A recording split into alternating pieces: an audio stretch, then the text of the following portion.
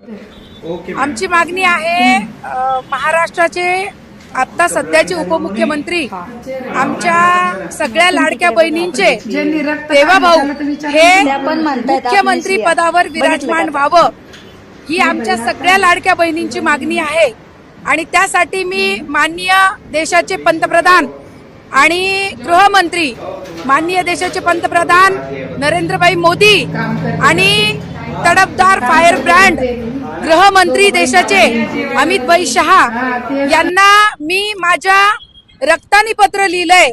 कारण मागच्या 5 वर्षामध्ये आमच्या देवाभाऊंना जो त्रास सहन करावा लागला आणि ज्या संघर्षाला सामोरे जावं लागलं तो त्रास, तो संघर्ष, ती यातना आणि अविरत काम या महाराष्ट्र जनतेसाठी त्यांनी केलेलं आहे।